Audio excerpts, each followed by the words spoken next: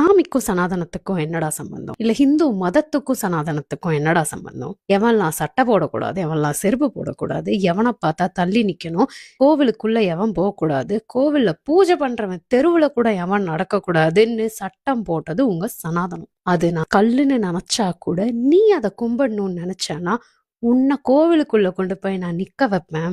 அதுக்கு மேல அந்த கல்லை தொட்டு பூஜை பண்ற ரைட்ஸை நான் உனக்கு வாங்கி கொடுப்பேன்னு சொல்லத்தான் சமத்துவம். உங்க பெரியார்னு சொன்னீங்கல்ல, ஆமா, எங்க பெரியார் அந்த கோவிலுக்குள்ள நீ போய் சாமி கும்பிடணும்னு சண்டை போட்டவர்.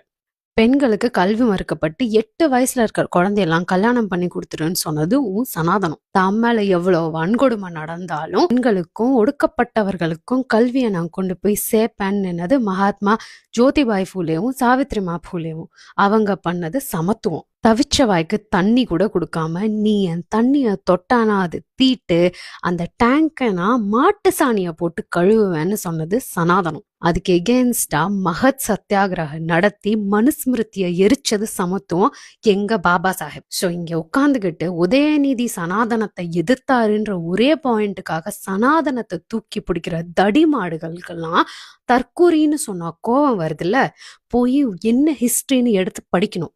இதெல்லாம் நாங்க நம்ப மாட்டோம், ஆனா நாங்க சனாதனத்தை தூக்கி பிடிப்போம் அப்படின்னு நீ சொன்னா நீ பொய் சொல்ற. உனக்கு அறிவு கிடையாது. நீ அப்படியே பிஜேபியோட ரூல் புக் எடுத்துட்டு வந்து இங்க கக்குற.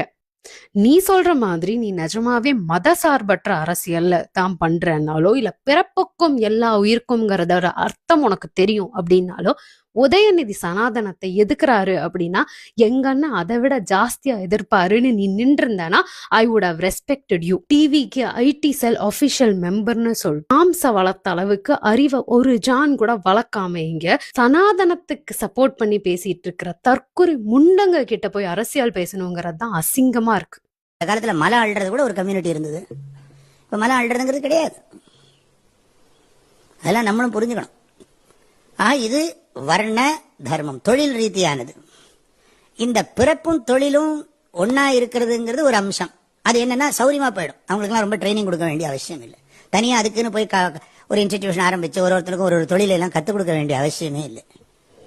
அதனால அவங்க அப்பாட்ட இருந்து அதை கற்றுப்போம். அது ரொம்ப சிம்பிளாகவும் இருக்கும், நல்லாவும் இருக்கும், குவாலிட்டியும் இருக்கும்.